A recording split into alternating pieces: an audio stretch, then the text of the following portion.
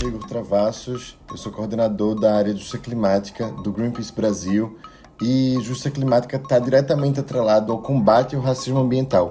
Isso porque no caminho para a justiça climática a gente precisa erradicar as desigualdades, sobretudo as que acometem e impactam a população mais vulnerabilizada que sente esses efeitos desiguais das mudanças climáticas, né?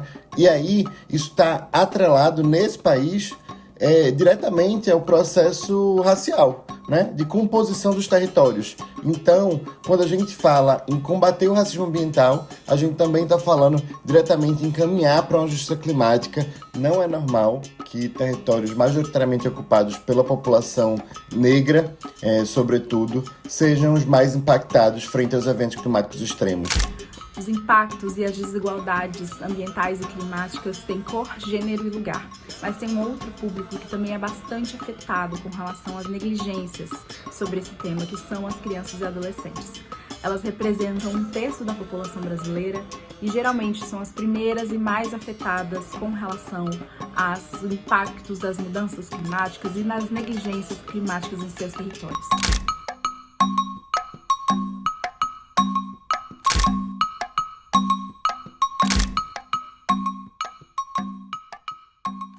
A Rede Gera vem propor a estruturação para o fortalecimento da governança de enfrentamento ao racismo ambiental.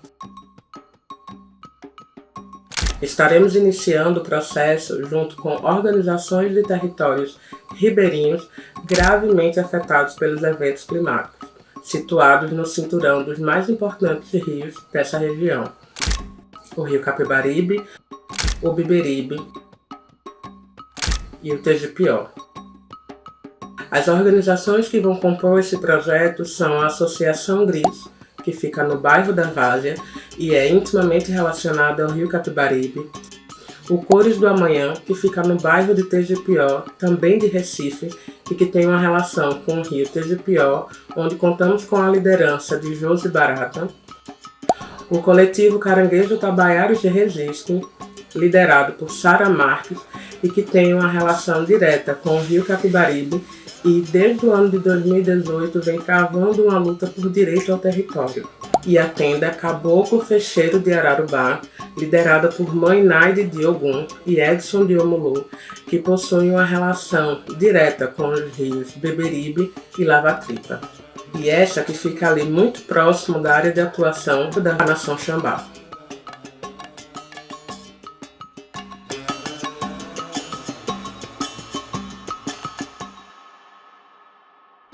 Essas organizações e ambientes atuam anualmente prestando assistência aos territórios, liderando lutas e pautas que reivindicam direitos à cidade, direitos humanos e reparações históricas para a população preta e pobre. São esses perfis e essas organizações que atuam primeiramente, imediatamente, diretamente com as famílias e com os territórios logo após uma tragédia, logo após um evento climático extremo.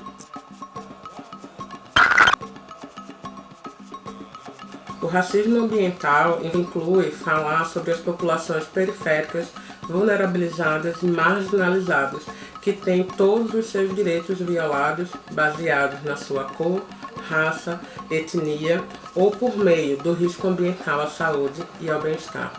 Um adolescente de 14 anos morreu hoje em mais um deslizamento de terra em Recife. Agora já são 129 pessoas mortas depois daquela chuvarada que atingiu o estado há mais de 2 semanas. Além disso, subiu o número de pessoas que estão fora de casa. Quase 130 mil. Vamos falar agora das chuvas que castigam a região metropolitana do Recife. 106 pessoas morreram e pelo menos 10 seguem desaparecidas. Muitos moradores foram salvos com ação rápida de vizinhos.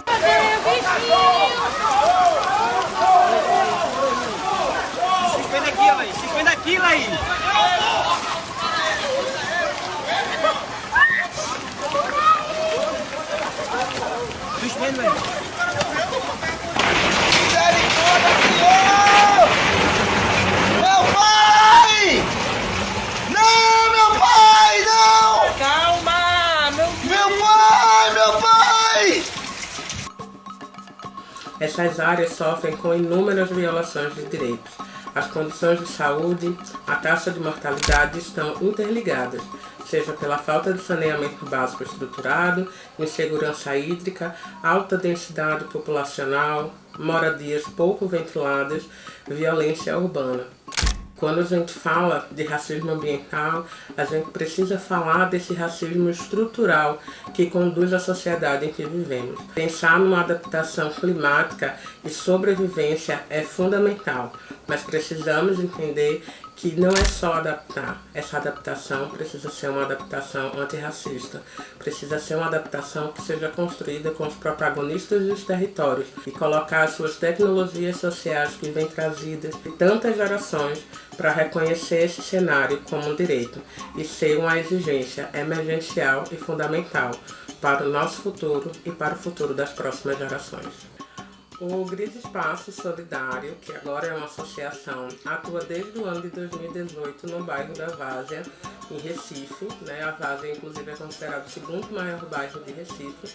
E a gente está localizado bem às margens do rio Capibaribe, na comunidade da Vila Raiz. A gente sempre desenvolveu um trabalho voltado para crianças, adolescentes, jovens e mulheres. Mas desde a tragédia de maio de 2022, quando a gente teve aquela grande chuva, aquela grande enchente, que vitimou mais de 130 pessoas, a gente teve mais de 9.000 pessoas desabrigadas no estado e várias cidades decretaram estado de emergência. Aqui na Vila Raiz a gente foi decretado estado de calamidade pública. Em algumas partes da vila, inclusive, a água cobriu as casas, levou telhados, levou casas inteiras. E aí a gente sabe que isso também se dá um processo de racismo ambiental. A gente sabe que as pessoas que estão margeadas a rios são normalmente pessoas que são marginalizadas, vulnerabilizadas pela sociedade. Então, nosso espaço, desde então, tem se voltado, a maioria dos nossos trabalhos, para trabalhar as questões de direito à cidade, direito à moradia digna, direito ao bem viver e combate ao racismo ambiental. Então, a gente tem feito trabalho nas áreas com crianças, com adolescentes, com jovens, com mulheres, para que a gente consiga mudar essa realidade e para que a gente possa garantir que tragédias como essas não ocorram novamente. Olá, gente. Meu nome é Nasdaq Andrade. Eu sou voluntária aqui na ONG Cores do Amanhã. O nosso trabalho diário é, em geral, com a comunidade aqui em torno. A comunidade de Tijipió, Sancho, Totó, toda essa comunidade em torno. Mas a gente também abrange outras comunidades, como inclusive Vila do Pissep, que é a comunidade da Coquelinha que a gente atende, a comunidade da Mostardinha, principalmente nos períodos de chuva, nos períodos de alagamento, desabamento de morros. Então a gente chega junto dessas comunidades através de doação, onde a gente levou mais de 8.000 cestas básicas, entre alimentação pronta, sempre trabalhando com as pessoas em torno do rio, que são daqui do Rio de Tijipió. Desde o momento em que eu cheguei aqui, a gente percebe muitas mudanças, climáticas inclusive, porque até então, esse Rio de Tijipió, a gente sabia que ele enchia quando tinha chuvas, mas não eram as chuvas que tinham, assim, a nível de inundar uma comunidade inteira. O início desse projeto, para a gente, é o esperançar,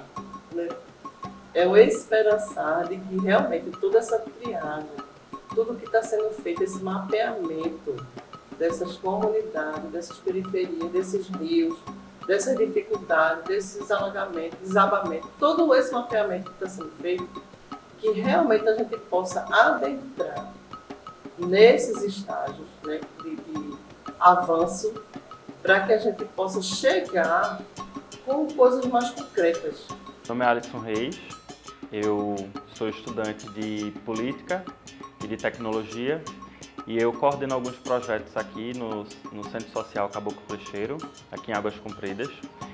Um desses projetos é o projeto Quilombo Cidadão, onde a gente leva a educação cidadã junto com o esporte e a prática da capoeira para alguns alunos de escola pública, algumas escolas do território e também aqui na nossa sede. Aqui nós também desenvolvemos o projeto com a biblioteca, mediação de leitura também alguns projetos como o Sopão Solidário e outros projetos que nós executamos e por enquanto eles estão em ato. Trabalhamos também com enfrentamento ao racismo religioso através da ONG Abaçada Justiça, fundada aqui, para fazer o fortalecimento de outras organizações e entidades religiosas que sofrem com a questão do racismo religioso. Quando a gente fala de racismo ambiental, a gente não consegue desligar da questão do racismo religioso pelo simples motivo de que as comunidades tradicionais e os povos de terreiro, eles baseiam a sua fé também ligado ao meio ambiente, ligado à natureza. Por exemplo, alguns seres encantados da Jurema Sagrada que estão totalmente ligados às matas, totalmente ligados aos rios, onde se cultua, por exemplo, Iemanjá nas praias, onde se cultua Oxum no rio. E como é que nós conseguimos perpetuar um culto e manter uma tradição religiosa quando nós encontramos os rios totalmente poluídos, principalmente os urbanos, onde nós passamos e os rios mais parecem canal. Isso é o que acontece aqui, por exemplo, na comunidade próximo. Por exemplo, o maior caso é o rio Beberibe, que é o rio em Olinda com maior índice de poluição, onde nós não conseguimos perceber a beleza de um rio nele. Bom, eu sou Felipe, eu sou secretário do Centro Social e Tenda de Umbanda Caboclo Flecheiro da Ararobá. Nós sabemos que as comunidades, elas sofrem muito com a mudança climática, principalmente quando chega esses períodos chuvosos, de chuvas mais intensas, a ponto de acontecer deslizamentos de barreira, água de... Seriam rios, mas por falta de tratamento, tornou-se mais canal e esgoto, né, que adentram as casas, pessoas, e aí as pessoas perdem tudo, inclusive adoecem. Podem perder vidas nos deslizamentos de barreira. É algo muito delicado e preocupante, onde a gente fica preocupado, porque imagina as pessoas que tendem a não conseguir dormir com qualquer chuva que começa a cair. Então, qualquer barulho, qualquer som, eles não conseguem ter uma noite de sono, não trabalham tranquilamente. Tem crianças, tem idosos e até os próprios adultos que ficam dentro de casa. Então, tem um medo, porque é tanto trabalho para conseguir ter as suas coisas, se manter, para ter um mínimo de condição de moradia, para, numa situação dessa, perder tudo. Inclusive o risco de perder também a vida. Que diferente da instituição, a visão que nós temos é uma barreira enorme. E não foi feito o muro de contenção, o muro de arrimo, para evitar estes desabamentos. Então, uma das maiores preocupações da gente é porque a gente já viu acontecer os desabamentos na visão daqui da frente da instituição. Então, o que eu espero com esse projeto é tanto a conscientização do poder público como a conscientização também da comunidade, porque funciona de forma conjunta. Porque os rios poluídos, as barreiras que desabam, é um trabalho em conjunto. Essa conscientização da comunidade é importante para trazer para mais perto da instituição e assim ocorrer o despertar através da grafitagem de muro, através da comunicação, através de entender que tem algo a ser feito, muito a ser feito. Então eu espero que esse projeto, a nossa parceria com outras instituições, traga esse benefício para a comunidade e para as famílias. Eu sou Sara Marques, cofundadora do coletivo Caranguejo Itabaiara Resiste. Sou mãe solo, tenho 43 anos, nascida e criada nessa comunidade, Caranguejo Itabaiara. A fundação do coletivo veio de precisar lutar, né? Precisar resistir. A gente, quando nasce na favela, sempre já nasce com aquela ideia de que vai sair para um lugar melhor, que não existe lugar melhor do que o nosso lugar. E aí Caranguejo Itabaiara Resiste nasce pra gente dizer que esse lugar é nosso, né? E que não vai deixar que ninguém nos retire daqui.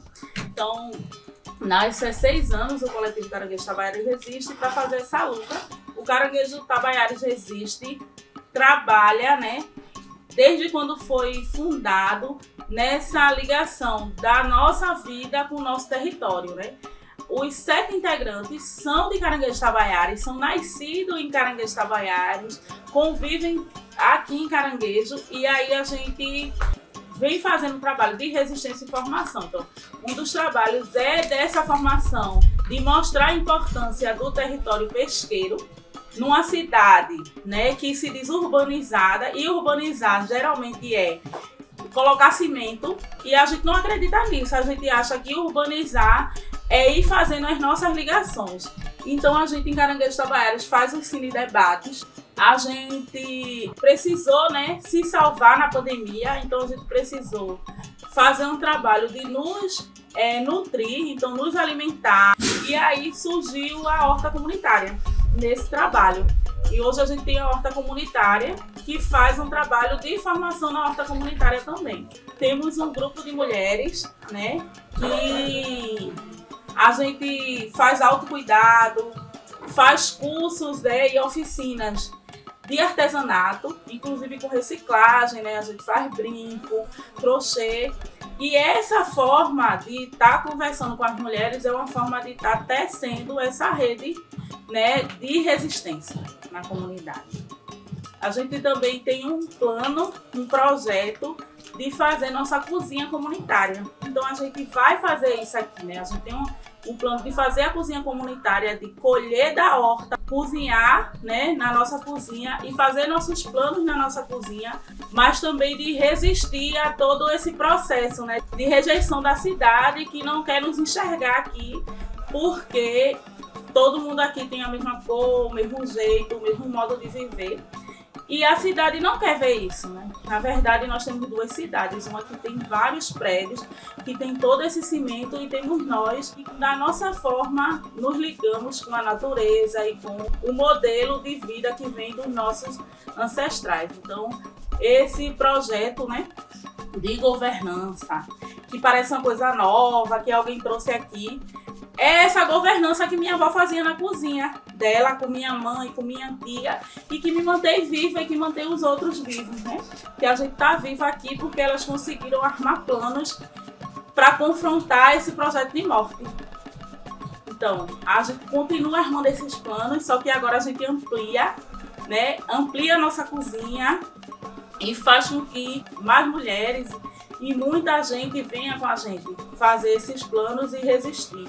Né, e resistir a esse modelo de cidade cinza, de onde você olhar vai ter um pontinho preto com várias áreas verdinhas e será o Caranguejo Itabaiara resiste.